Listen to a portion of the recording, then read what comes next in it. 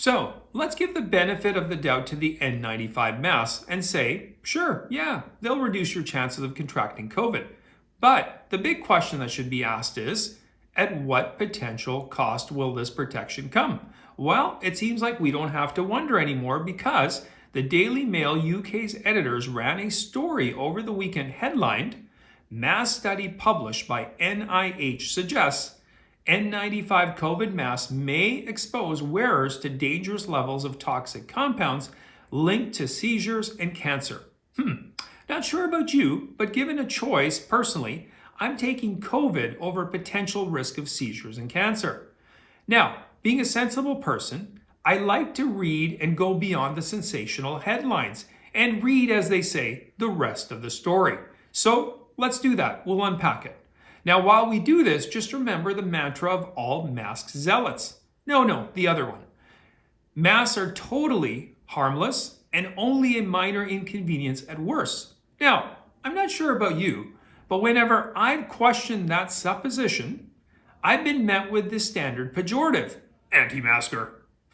The Mail's article reported on an April study which somehow got published in the journal Ecotoxicology and Environmental Safety, which is available on the NIH's journal aggregating website, but wasn't, to be fair, originally published or endorsed by the NIH.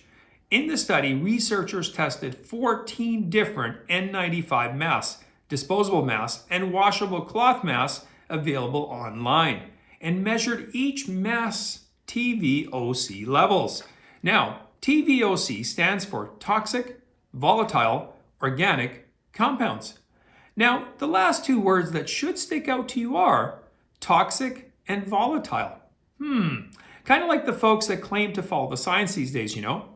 TVOCs include chemicals like dimethyllaxidamide, DMACs, and dimethylformaldehyde, DMF, again, which aside from being very hard to pronounce, have also been linked to liver injury as well as reproductive damage. TVOCs can irritate the eyes, nose, and throat, and can cause difficulty breathing and nausea, and can damage the central nervous system and organs like the liver. Some TVOCs are carcinogenic. Sounds awesome so far, right? The disposable masks tested included KFAD, KF94, and KN95 models made from thermoplastics like polypropylene and polyurethane nylon, KFADs and KF94s, and those ones filter 95% of particles, while KN95s filter 95%. These types of masks are considered the gold standard in disposables, short of, wearing one of those powered respirator equipment, sort of like Darth Vader. Now, cotton masks, on the other hand, have been disavowed by masking zealots, as they now consider them as useless as Justin Trudeau. For those of you old enough to remember, the CDC originally peddled cotton masks during the early pandemic. Just cut up an old t-shirt, bra, panties. Okay, I made the last two up. That's not what they said. However, the experts at the CDC would later backtrack on cotton and start insisting people purchase the more commercial-looking N-series masks. Unfortunately, the researchers found the preferred disposable N-series mask contained up to 14 times higher TVOC levels than did their cotton counterparts. The EPA recommends, that's the Environmental Protection Agency, folks, recommends keeping TVOC levels below 0.5 parts per million in indoor use. The N-series sample with the highest levels of TVOCs registered about 4.8 parts per million, which is more than 8 times the recommended EPA limit. Now, all of this to say that while N95 mask wearers may be reducing their chances of contracting COVID, they are most definitely boosting TVOC levels in their personal airspace, and at least potentially in some cases up to 8 times the safe level. Once again, which is worse? COVID, the TVOCs? That's a cost-benefit analysis that's entirely up to you to decide.